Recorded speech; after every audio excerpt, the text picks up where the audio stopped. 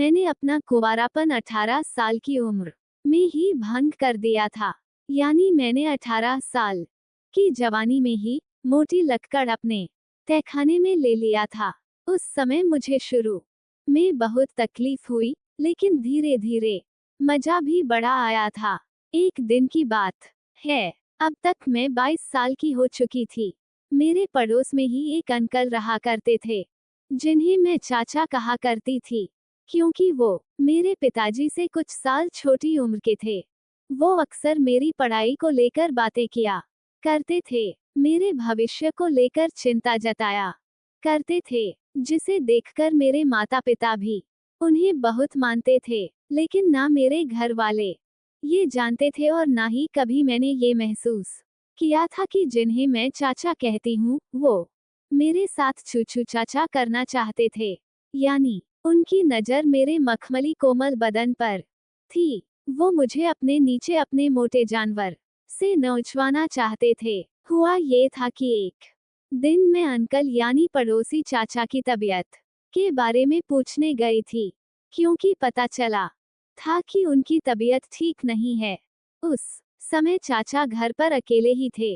वो लेटे हुए मोबाइल देख रहे थे।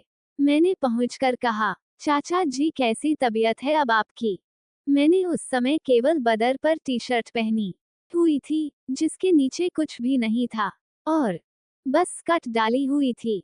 मेरी टी शर्ट में उठे हुए मेरे मोटे गोल संतरों को देखते हुए चाचा ने कहा, बड़ी ही मस्त हैं। ये देखकर मैं एक बार को झेप गई। इस पर चाचा ने बात को संभालते हुए कहा, मैं मेरी तबीयत की बात कर रहा हूँ। तुमने अभी पूछा ना कि कैसी तबीयत है। ओह, मैंने चैन की सांस ली। ये तो बहुत अच्छी बात है। फिर चाचा बोले, लेकिन अभी थोड़ा और ठीक होना बाकी है। तो फिर कहकर मैं चाचा के पास आकर उनके बगल में बैठ गई। इस पर चाचा ने मेरी गोरी गदराई जांघ पर हाथ रख दिया और बोले, लेकिन अभी शांति नहीं मिली है। मैं चाचा की हरकत और बात को देखकर घबरा गई। मतलब चाचा जी?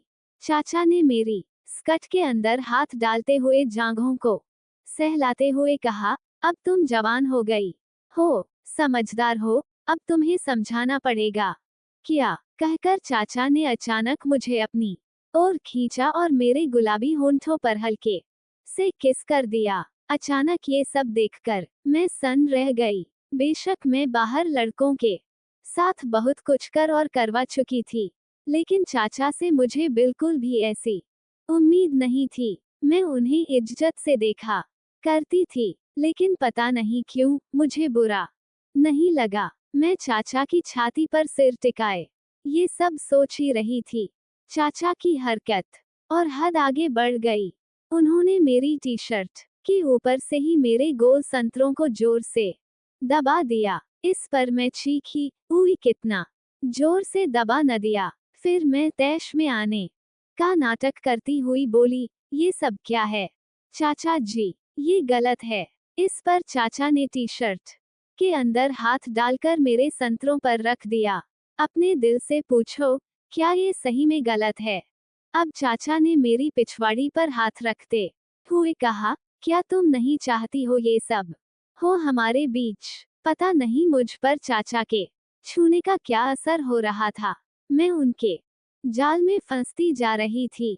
चाचा की बात ही अलग थी। उनके प्यार जताने का अंदाज ही अलग था कि मैं खुद को रोक ना सकी। मैंने कहा, लेकिन दरवाजा खुला है और चाची आ गई तो? तेरी चाची अभी नहीं आने वाली। चाचा ने बताया, वो थोड़ी दूर गली में कीर्तन में गई है। 2-3 घंटे से पहले नहीं आने वाली। फिर चाचा ने मेरी पिछवाड़ी को जोर से दबाते हुए कहा, जा अब दरवाजे की कुंडी लगा दे और जल्दी मेरे पास आ।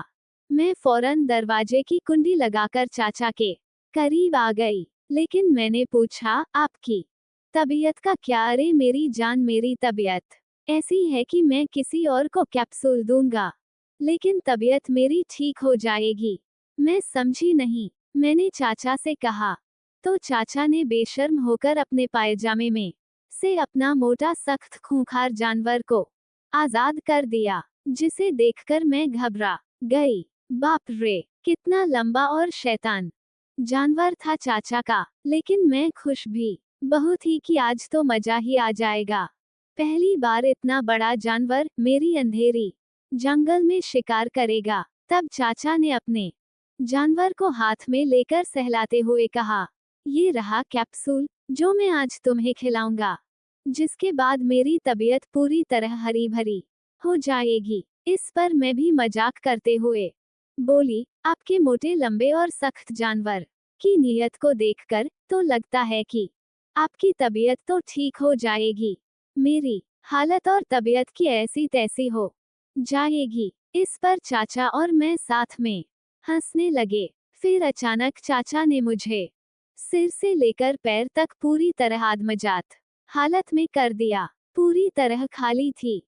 मेरे दूधिया और कमसिन बदन को देखकर चाचा लार टपकाने लगे। उनका नीचे का जानवर ऊपर नीचे हिल-डुल कर प्यार की सलामी दे रहा था। चाचा ने भी अपने सारे बदन को खाली कर दिया और तपाक से अपने जानवर को मेरी सांसों के हवाले कर दिया। अचानक ये सब हुआ कि मैं संभल नहीं पाई, लेकिन मैं रुकी नहीं। मैंने चाचा के जानवर को अपनी गर्म सांसों से महकाना शुरू कर दिया। चाचा को बड़ा मजा आ रहा था। चाचा साथ में मेरी गोल चिड़ियों को भी दबाए और सहलाए जा रहे थे।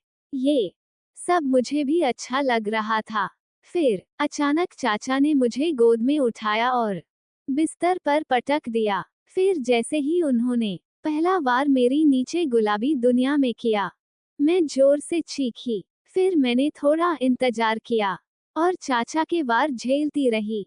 चाचा ने मुझे ऐसे ऐसे आसनों में ठोका कि मेरी हालत खराब कर दी। लेकिन सच कहूं दोस्तों, मजा भी बहुत आया। चाचा ने पूरे 45 मिनट तक ऐसा बजाया कि मैं उनकी दीवानी हो गई। मुझे बहुत मजा आया। अब तो जब मौका मिलता अंकल मुझे दबोच लेते और जमकर मेरा शिकार करते, जिसमें मुझे भी बड़ा मजा आता था। लेकिन एक दिन अंकल यानी चाचा ने कहीं और नया मकान ले लिया।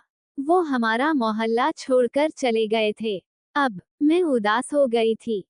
मेरी नीचे की दुनिया वीरान हो गई थी, जिसे मैं फिर से आबाद करना चाहती थी। लेकिन भी मेरी शादी हो गई। लेकिन पति में बात नहीं थी जो चाचा में थी। ऐसा नहीं था पति से कुछ भी नहीं होता था। शुरू में पति ने खूब अच्छे से बजाया मुझे अच्छा लगता था, पर मैंने कहा ना, वो बात नहीं थी। धीरे धीरे पति का डंडा मुरझाने लगा, जोश भी खत्म हो